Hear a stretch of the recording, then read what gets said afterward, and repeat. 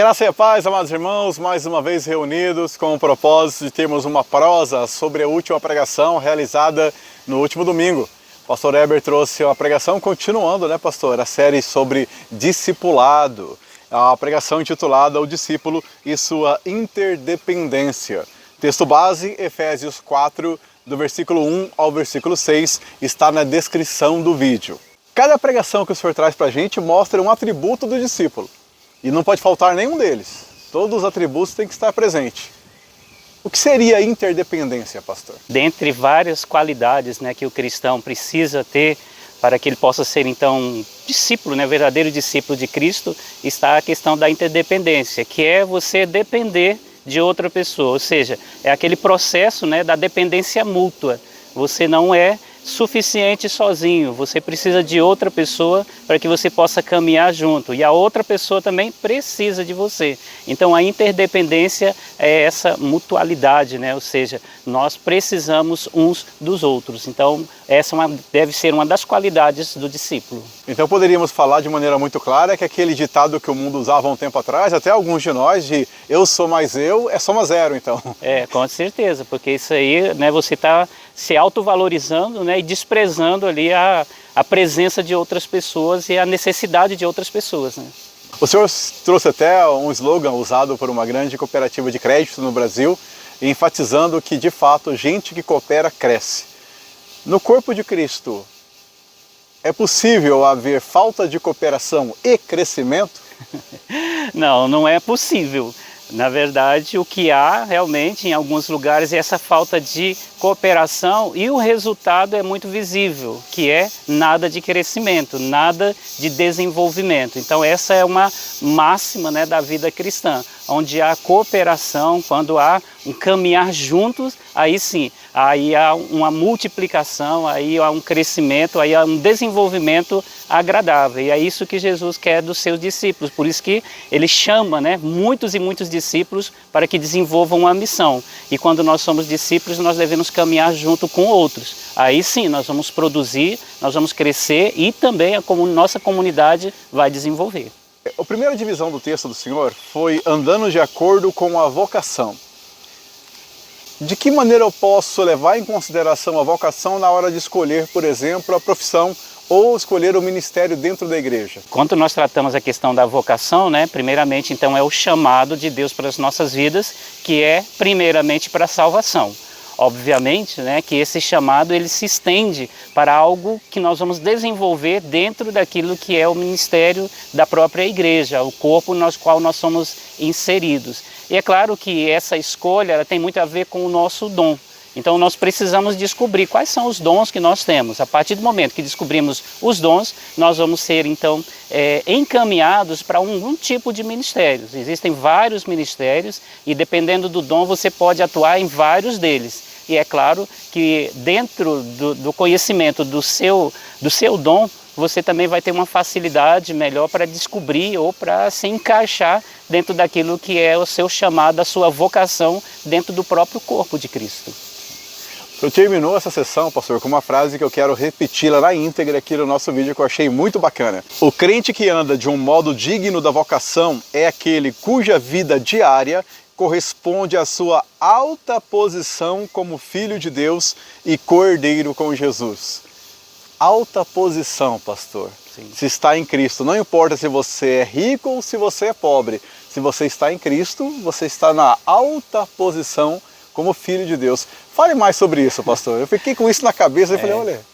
Então, nós muitas vezes esquecemos, né, de valorizar esse detalhe, que não é um detalhe, é algo essencial no nosso chamado. Que nós somos chamados para serem feitos filhos de Deus. Olha a nossa posição. Uma vez nós éramos inimigos de Deus, mas agora Ele nos chama para um relacionamento com Ele, que é um relacionamento de pai e filho. Então nós temos uma alta posição, que é uma posição de filhos de Deus. A grande questão é que muitas pessoas elas não compreendem, parece que essa questão de que elas são chamadas para ter um relacionamento de pai e filho com Deus. E acaba também não desenvolvendo a vida dela dentro desse padrão, um alto padrão, que é um padrão de ser filho de Deus. Então parece que é alguém que só está barganhando alguma bênção aqui, outra lá. quando na verdade nós estamos numa posição de sermos chamados então de filhos de Deus e com grandes benefícios, né? E com grandes privilégios como filhos de Deus também. Poderíamos até afirmar, pastor, sem parecermos arrogantes, que essa seria a verdadeira nobreza caminhando sobre a terra, uma vez que fomos chamados como filhos do Altíssimo e devemos ser imitadores dele, representá-lo onde quer que estejamos, como embaixadores de um reino vindouro. É uma posição e uma grande responsabilidade, né, pastor? E é por isso que nós não devemos nos envergonhar de sermos chamados, né, filhos de Deus, ou crentes. Como muitas pessoas querem nos rebaixar, dizendo, ó o crente, ó o crente. Se valorize, você é um crente porque você é alguém que foi chamado para ser filho de Deus. Você foi escolhido por Ele e agora pertence ao reino dele. Então essa é uma grande posição mesmo, da qual nós devemos, né, nos orgulhar, né, no sentido positivo da palavra, né, porque nós somos chamados filhos de Deus. Amém. Graças a Deus por isso. O segundo tópico que o senhor apresentou para a gente foi andando em unidade com os irmãos. A unidade é algo tão importante que na oração do Senhor Jesus, em João 17, ele vai dizer que eles sejam um assim como nós somos um. Logo, o crente não tem a opção de não julgar a unidade como algo importante, uma vez que o próprio Deus afirma ser. Não é mesmo? Sim, verdade. E o próprio Jesus, né, ele defendeu essa questão dessa unidade. Eu e o Pai somos um. E assim, ele veio fazer a vontade do Pai, obviamente, para que ele também fosse glorificado no Pai. Então há ali uma unidade, há uma preocupação em caminhar junto, em estar junto. Dentro do corpo de Cristo, dentro daqueles que são chamados discípulos de Cristo, tem que haver essa prioridade de estar sempre junto, de valorizar esse momento tão especial, né, que é a nossa união. Nós somos unidos em Cristo, Ele é o cabeça e os demais fazem parte do corpo e esse corpo tem que estar bem ajustado.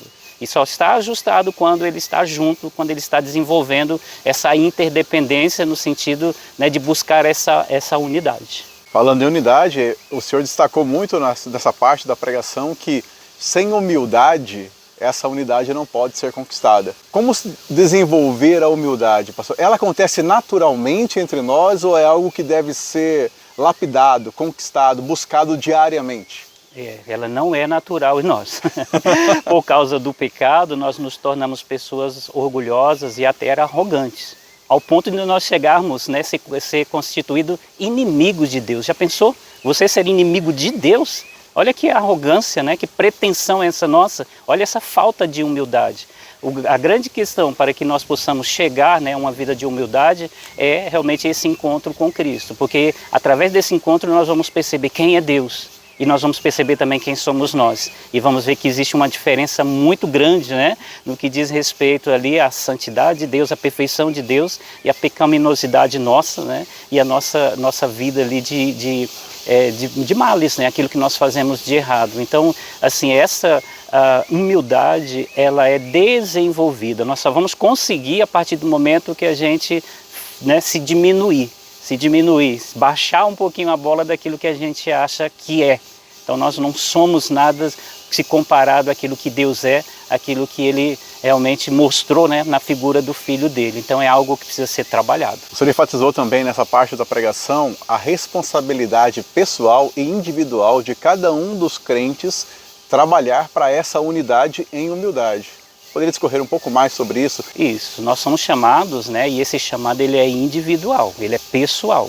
E a partir do momento em que nós pessoalmente somos chamados, há um convite para nós sermos alguém especial dentro desse corpo. Né? Então nós somos protagonistas, né, a palavra da moda aí, dentro do corpo de Cristo. Nós realizamos coisas, então nós temos que assumir também responsabilidades de construir.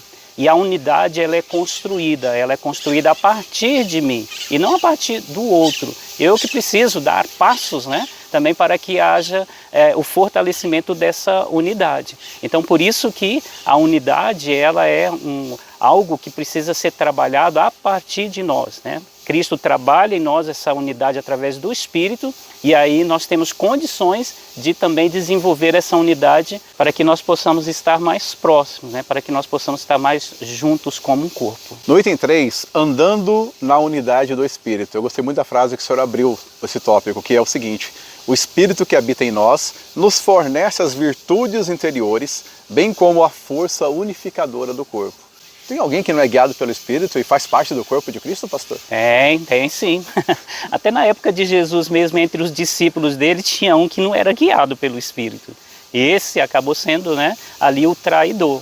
Então, infelizmente, é por isso que nós temos que tomar cuidado, cada um, né, buscar ali essa unidade no Espírito, porque se nós não estamos unidos no Espírito, nós estamos unidos com um outro Espírito, que não é o Espírito de Deus. Nós precisamos ser do Espírito, guiados pelo Espírito, unidos ao Espírito, porque se não somos guiados, né, não somos pelo Espírito de Deus, nós somos então pelo Espírito desse mundo, nós somos pela carne. Infelizmente, há no meio do povo de Deus pessoas que não são guiadas pelo Espírito. Então, de maneira cabal, é um compromisso individual de cada crente trabalhar pela unidade do corpo de Cristo, sendo guiado pelo Espírito. Isso não é um item opcional, é algo que faz parte da essência do discípulo do Senhor Jesus. Exatamente, tanto é que o texto, né, mais para o final do texto, Paulo vai falar a respeito dessa questão, de que o crescimento do corpo vem pela justa cooperação de cada parte. Então cada um precisa cooperar, cada um precisa ter, né, a sua ação ali. Eu não preciso esperar unicamente que o outro que promova, né, alguma coisa ali que venha trazer uma harmonia. Eu também preciso trabalhar para que haja uma verdadeira harmonia, uma verdadeira unidade. Então isso é responsabilidade individual para que possa alcançar, né, o coletivo. E aí sim o próprio corpo ele vai ser edificado quando todo mundo, né, buscar essa unidade. Eu não sei se a frase é pesada, pastor, eu creio que é, mas eu acho necessária ser dita. Então quer dizer que alguém que trabalha de modo faccioso, dividindo o povo de Deus, a gente poderia chamar tal pessoa de emissário do diabo? Sim, podemos chamar assim. Inclusive, né, muitas vezes pode ser até que essa pessoa ela venha cair em si posteriormente, né, e buscar ali uma aproximação maior do Espírito, um quebrantamento, uma humildade. Mas até esse momento ela está sendo usada realmente não pelo Espírito de Deus, ou seja, ela não está buscando ser guiada por Ele. Então, é aí por isso que nós chamamos e trabalhamos várias vezes, né, a questão da maturidade. Nós conseguimos a maturidade na nossa caminhada. Se nós estagnarmos, né, num processo, né, ou num estágio da nossa caminhada cristã, nós vamos ser tentados e nós vamos ser, às vezes, até convencidos aí pelo próprio diabo, pelo mundo, de algumas questões, e aí nós acabamos sendo pedras e pedras de tropeço. Partindo para a conclusão, pastor, o senhor enfatizou que Deus espera a conformidade dentro da igreja.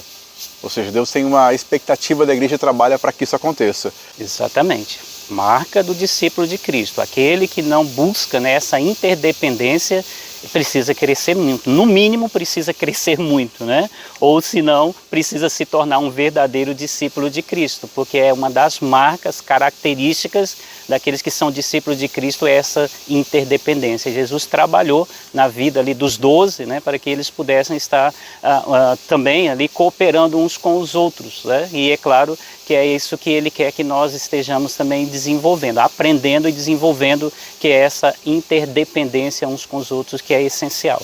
Bem, pastor, perguntas. Vamos e eu lá. quero aproveitar as perguntas que o senhor fez para nós.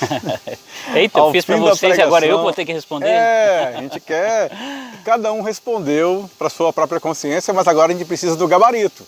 Entendeu? Aí o senhor traz o gabarito para saber se realmente as respostas estão de acordo. Eu vou começar pelas perguntas do senhor e depois temos mais duas perguntas de irmãos da nossa igreja. Okay.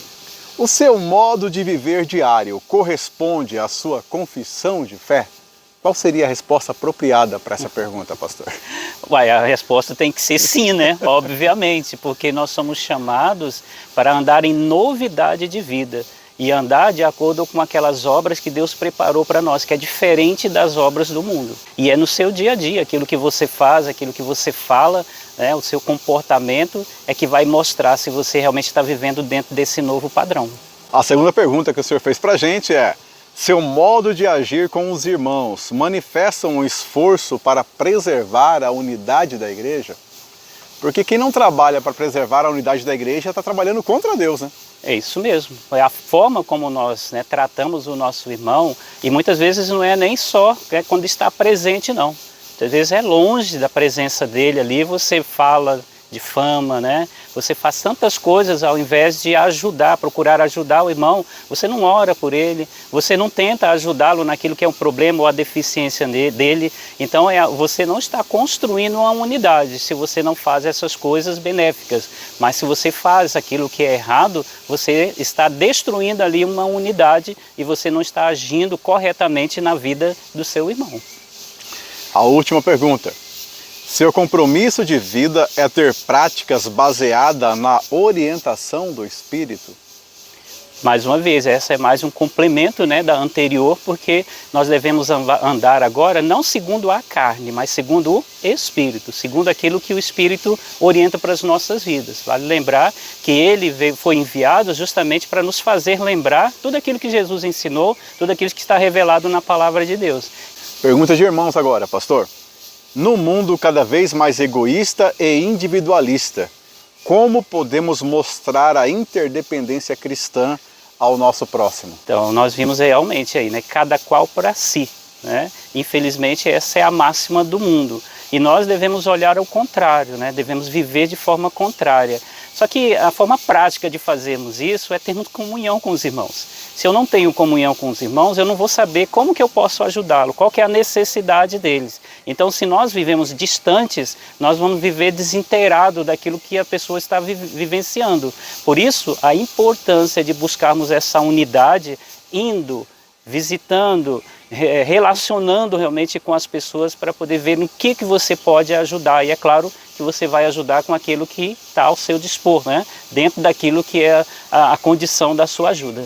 Bem, pastor, tem uma pergunta que não pode faltar nas nossas prosas sobre a pregação. Qual a expectativa do coração do Senhor em resposta à pregação do último domingo? O que o Senhor espera de nós? O que o Senhor quer que a gente faça durante essa semana e o decorrer da vida em relação a esse se sentir discípulo de Jesus e trabalhar pela interdependência? Então, eu espero justamente que haja um desenvolvimento da verdadeira unidade. E não unicamente, né, nós, oi, tudo bem e tal, muitas vezes a gente não procura conhecer mais as pessoas e ver o que nós podemos fazer para ajudá-la.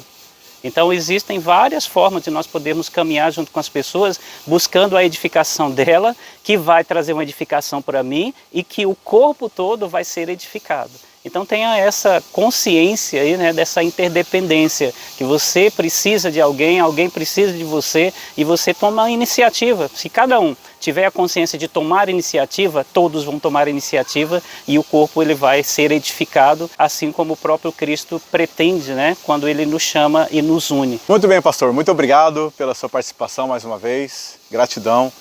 Nós agradecemos a atenção do pastor, as explicações e o ganho de profundidade que nós obtivemos nesse vídeo. Ficamos por aqui e nos vemos na próxima quinta-feira, às 19 horas, na casa do irmão Robson, para estudarmos um pouco mais sobre a Palavra de Deus. Um forte abraço a todos e muito obrigado pela sua atenção até aqui. Tchau!